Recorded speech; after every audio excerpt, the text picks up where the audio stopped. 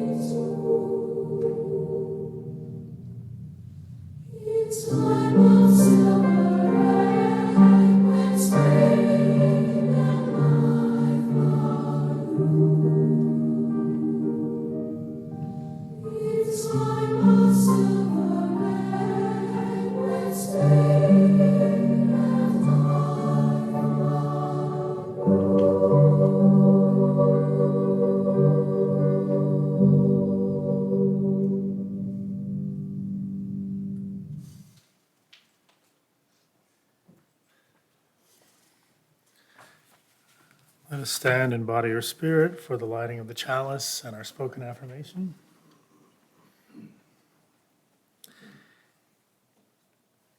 In the beginning there was light, infinite and expansive, flowing out from an unseen center. Throughout creation there is light from the steady sun, the glowing moon, the flashing meteor, the twinkling stars, and the auroras dancing in the northern skies. Within each part of creation, there is light, slowed down and held close by every cell and molecule, by each atom and element. Within you, there is light, the same light as the source, the same radiance that is in all creatures. May this small flame be a constant reminder to you of your true nature and your kinship with all beings.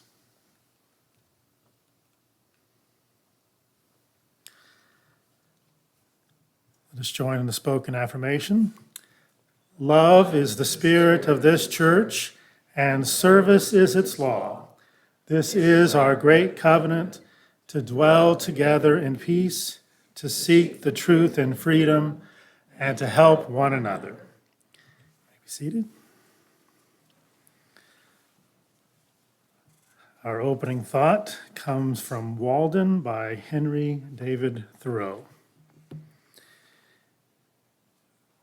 We need the tonic of wilderness.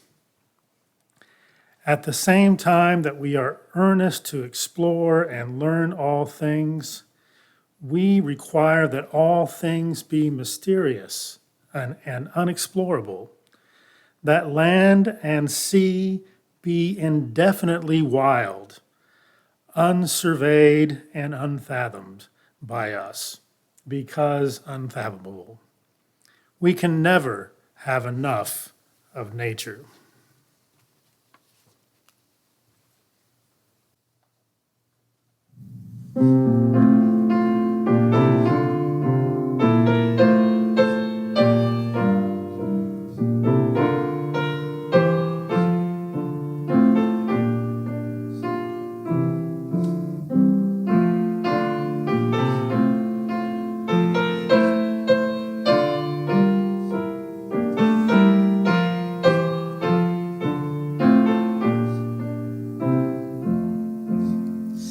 In sweet fields of autumn, the gold grain is falling, the white clouds drift lonely, the wild swan is calling. Alas for the daisies, the tall verdant grasses, when wind sweep and rainfall fill lowlands and passes. The snows of December shall fill windy hollow, the bleak rain trails after, and marsh winds shall follow. The deer through the valleys leave print of their going, and diamonds of sweet mark the ridges of snowing.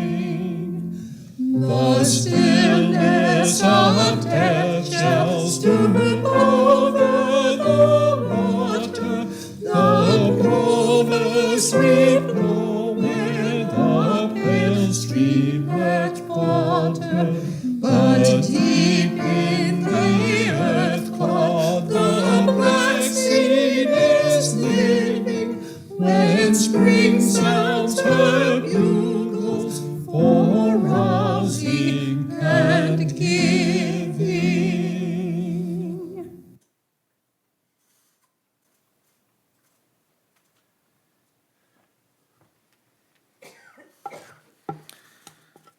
Our next reading is from Women Who Run with the Wolves by Clarissa Pinkola Estes.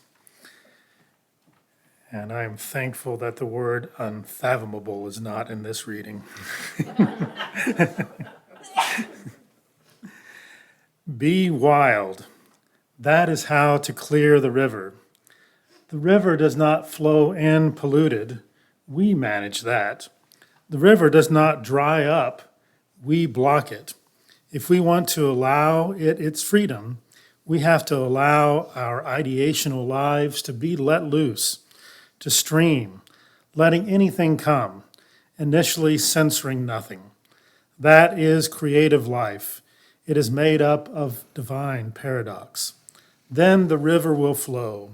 Then we can stand in the stream of it raining down.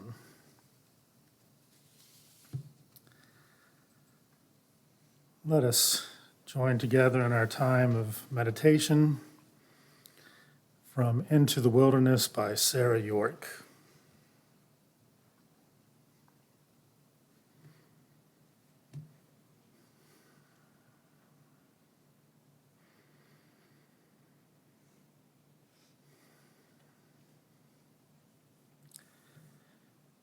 When Jesus was baptized, the Spirit descended upon him like a dove, and God said, "This is my Son in whom I am well pleased."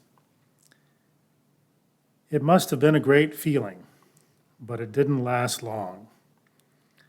The next thing Jesus knew, the nice spirit that had descended like a dove became aggressive and drove him into the wilderness. There he spent 40 days of deprivation, self-examination, and confrontation with the devil. He suffered. He struggled. He was tested. Jesus' solitary struggles to remain true to his covenant and calling echo those of his ancestors, who spent 40 years in the wilderness establishing a religious community. Wilderness is a part of every person's soul journey, and part of our journey together as human beings who seek to live in community. Time in the wilderness is always a time of struggle. It is also a time of transformation and renewal. In traditional terms, it is a time of purification. The journey into wilderness reminds us that we are alone and not alone. We are neither where we have been nor where we are going. There is danger and possibility, risk and promise. In the wilderness, the Spirit may descend like a dove and lift us on its wings of hope, then drive us into the depths of despair. It may affirm us with a gift of grace, then challenge us to change. In the stories and rituals of Eastern as well as Western religions, a journey into the wilderness represents a time when we both pursue and resist the holy. We may choose to enter the wilderness like the people of Yahweh, to escape bondage, or like Henry David Thoreau, to live deliberately. Or we may, like Jesus, be driven there without much choice. Once there, even our markers of time and space collapse. For this wilderness is not in time or space, but is the boundless territory of the soul.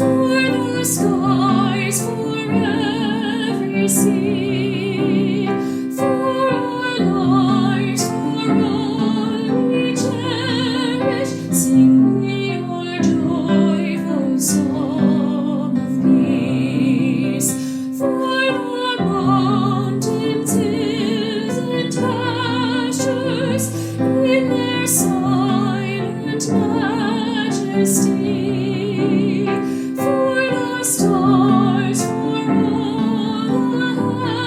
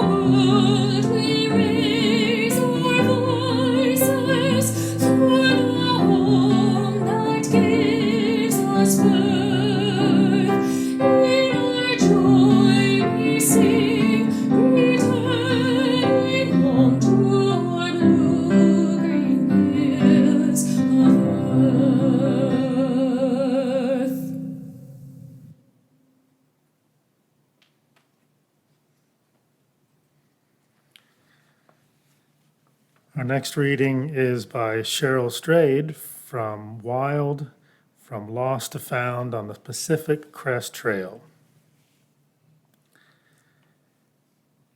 It had nothing to do with gear or footwear or the backpacking fads or philosophies of any particular era, or even with getting from point A to point B.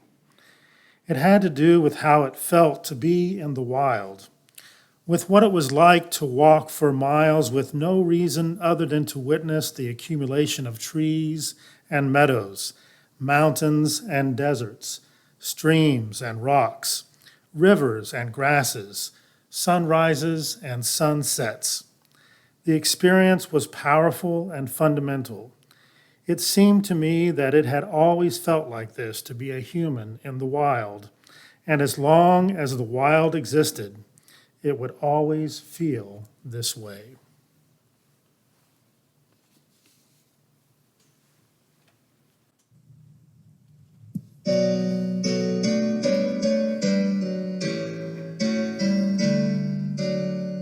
Color and fragrance, magic or rhythm, sweet changing music will change us with them.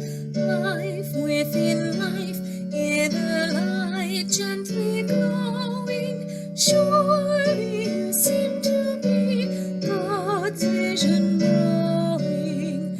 Oh, starry heavens, worlds of all splendor, suns without number, new life engender, wheel in a wheel with the light brightly glowing, moving in harmony, God's vision growing, and full of pebbles, high mountain passes, depths of the ocean, dew on the grasses, great things and small, with the light gently glowing, word of the wordless song, God's vision growing, delicate beings, lace wing and sparrow, in field and forest, clover and yarrow,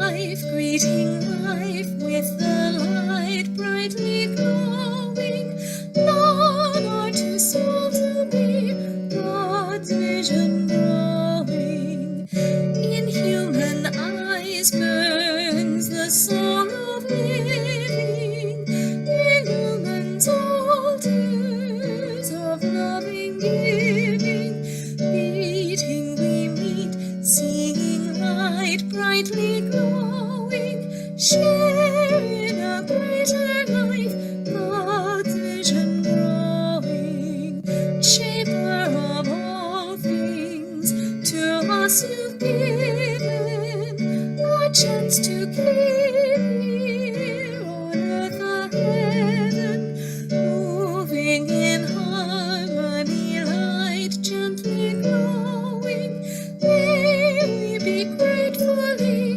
God's vision growing.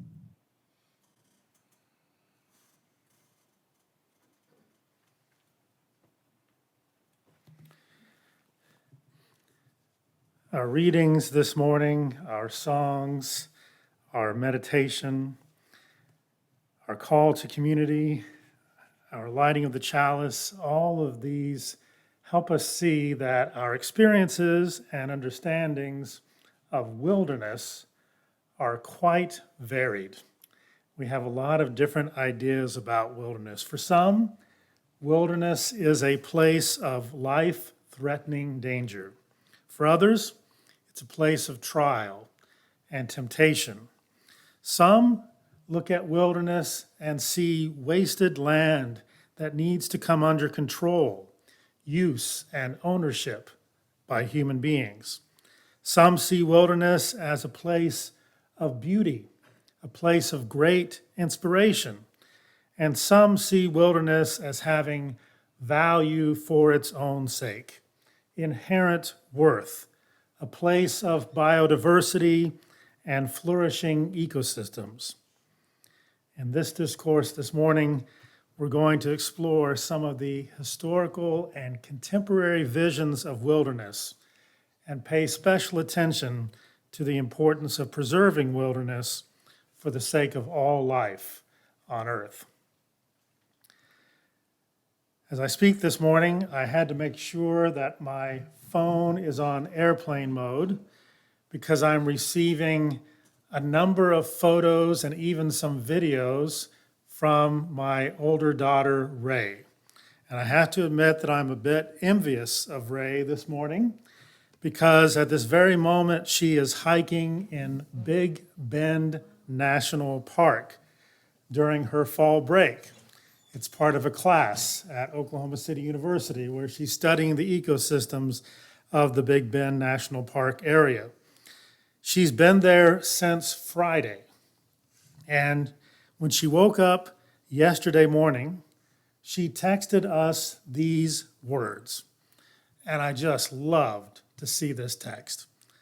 The text was, "The stars last night were amazing." Amazing in all caps. It was really the first time that she had seen the stars in all of their grandeur. She'd seen stars a little bit better than we get in Oklahoma City at night on a few occasions, but nothing like what she saw on Friday night. The stars last night were amazing. Yesterday, she sent us dozens of photos. This morning, I've received 23 photos from her 2 days of hiking. Her descriptions and photos have definitely put Big Bend on the short list of places that I want to go in the near future. This is Ray's third intensive interaction with nature in the past 7 months. She's a biology major, a cell and molecular biology major, and a chemistry minor, but she's really taken to these field experiences, these trips onto various ecosystems. In Texas, she went to study the Gulf Coast ecology in March in South Texas, which included a significant amount of time birding. In June, she spent 10 days studying the ecology of southeastern Alaska near Juneau, logging over 60 miles of hiking. And now she is spending 4 days during fall break studying the ecology of Big Bend National Park, where just yesterday alone she hiked 10 miles. In these 3 experiences, Ray has seen dozens of different species of birds, come across all sorts of animals like deer, snakes, alligators, dolphins, sea turtles, brown bears. One was much too close for my liking, just 200 feet down the trail in Alaska, and even humpback whales.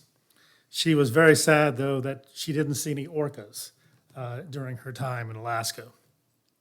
She's hiked the sandy shores and wetlands of South Texas, the forests and glacier-covered mountains of Southeast Alaska, and now the desert and mountains of Big Bend. And because these experiences are also classes, she has learned quite a bit about the flora and the fauna of each of these ecosystems, probably more than I will ever know. These 3 immersion experiences in wilderness have transformed and are continuing to transform her perspectives about the world in which she lives and about her place within this world house that we all share together. This inspirational impact, the inspirational impact that all of us, I hope, have experienced at some time of the awesome beauty of wilderness and the impact it has on our lives, is one of the many reasons why wilderness ought to be preserved, why the preservation of wilderness is so important. Being in wilderness can enliven the human spirit. It can nourish our souls and it reminds us of our deep connection with the earth and our interdependence with all life. It's difficult for me to imagine how different I would be if I had not had many experiences in wilderness during my life. But it's important not to over-romanticize wilderness. Some of our readings this morning remind us of that. It is important to recognize that wilderness can be, well, wild. It can be a dangerous place. There's a reason why so many religious traditions have portrayed wilderness as a place of difficulty, danger, and even trials. And we can understand why people would not want to wander lost in the wilderness for any extended period of time. It only took me one experience of feeling lost in the wilderness of the Sawtooth Mountains of Idaho as a youth, hiking with my dad, to realize that I would never want to be lost out there again. But we cannot let our fear of the dangers of wilderness lead us to not see the immense value that wilderness has, both for the well-being of our human communities as well as the well-being of our ecological community, of which we are all a part. Nor should we allow a human-centered focus on economic gain to lead us simply to see wilderness as a storehouse of natural resources for human use and consumption. The value of wilderness is so much more than just a commodity to be bought and sold and be consumed. Nor should we adhere to the view of the 17th century English philosopher John Locke, who felt that wilderness had no inherent worth and was going to waste unless we as human beings infuse it with value by mixing our labor with it and thereby making it our property.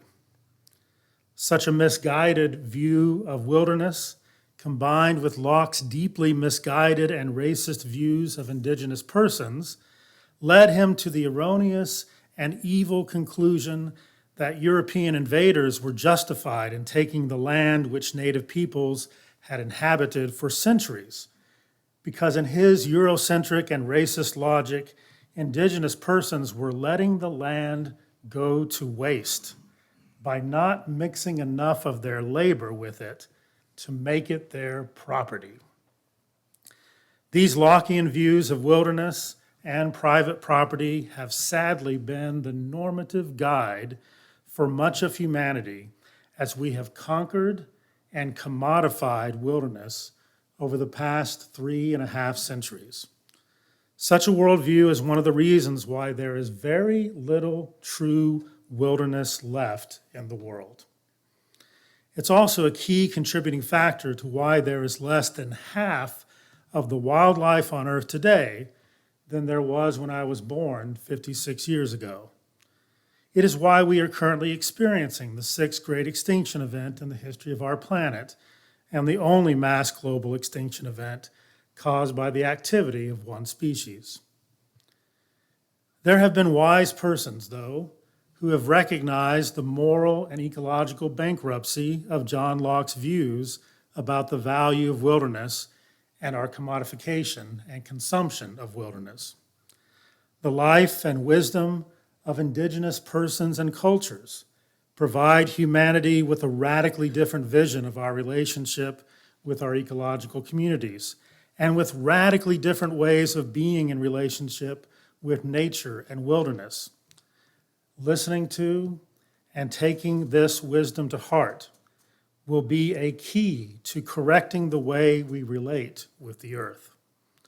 It's not an accident that indigenous persons are at the forefront of the environmental justice movement. It's not an accident that indigenous persons are at the forefront of the climate justice movement to preserve a livable climate for all life. Here in the United States, we've had some ecological visionaries like John Muir, the inspiration for our national park system, Aldo Leopold, author of the Ecological Classic, a Sand County Almanac, who put together what he calls a land ethic, where it's so important to preserve the integrity, the beauty of our ecosystems. And Rachel Carson, author of The Sea Around Us and Silent Spring, and so many, many other wise persons who have warned us about what is at stake for all of humanity and for all of life if we do not preserve wilderness. The biodiversity and ecological health of our planet are dependent on the preservation of large areas of wilderness. When we destroy wilderness, we interfere with the balance, stability, and integrity of ecosystems that have taken ages to develop. We disrupt the collaborative and mutually beneficial relationships among species that have evolved over great periods of time, but that are being wiped out in a blink of an eye in front of our very eyes. This is a significant loss. It's a significant loss to ecosystems and to both human and ecological flourishing. And in the end, it is also a devastating loss for the human spirit, as there are fewer and fewer opportunities to experience the great wonder, the great beauty of this awesome planet that is our only home. We all need to be connected to places where the wild things are. And our lives are enriched when we witness the grandeur of the forests, the mountains, the seas, and the deserts. We all need to see that other animals and all life on this planet are our kin, and to understand that our well-being is connected with the well-being of all life. We all need a place we can go when we can wake up in the morning and the first thought that comes to our mind is that the stars last night were amazing. This time, we'll have an opportunity for giving. Those who wish may bring your gifts to the table, and there's also opportunities to give online.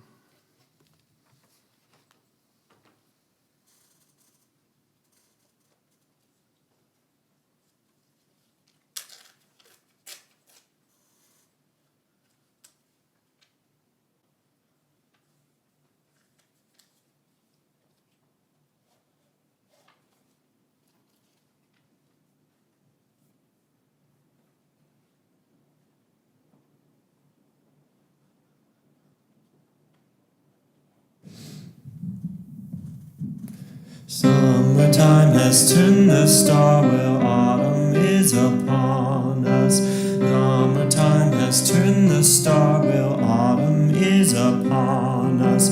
Sweet the angling sun, sweet upon the air, the smell of bloom is rising. Summertime has turned the star wheel, autumn is upon us. Glorious the trees, glorious the sight of rust leaves falling, falling. Summertime has turned the star wheel, autumn is upon us. Autumn cold has turned the star wheel, winter is upon us. Autumn cold has turned the star wheel, winter is upon us.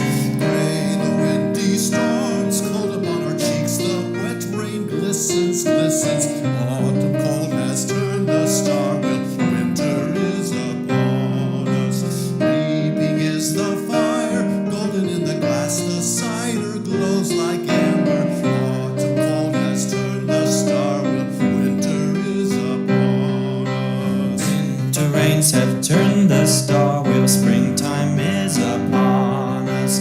Winter rains have turned the star wheel, springtime is upon us. Sharp the smell of loam bursting in our eyes, the turrets of the tulip. Winter rains have turned the star wheel, springtime is upon us. Greening is the grass, soft upon the brows, and sunlight warm caresses. Winter rains have turned the star wheel, springtime is upon us. Vernal clouds have turned the star wheel, summer is upon us. Vernal clouds have turned the star wheel,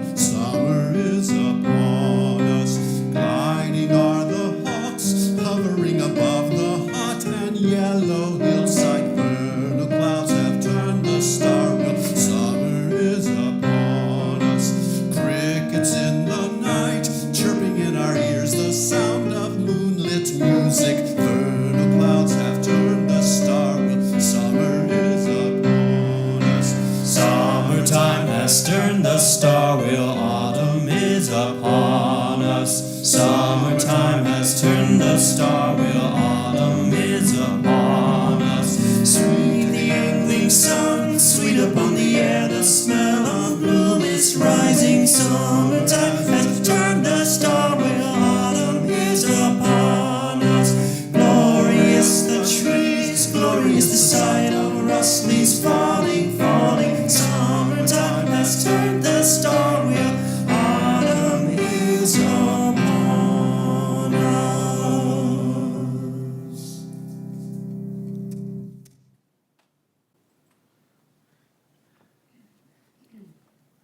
Let us stand together in body or spirit for the parting thought and the extinguishing of the chalice.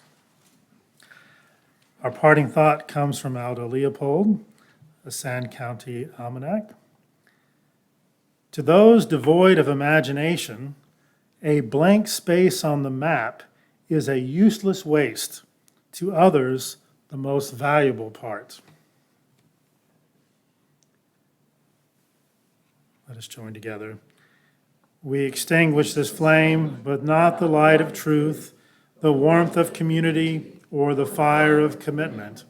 These we carry in our hearts until we are together again.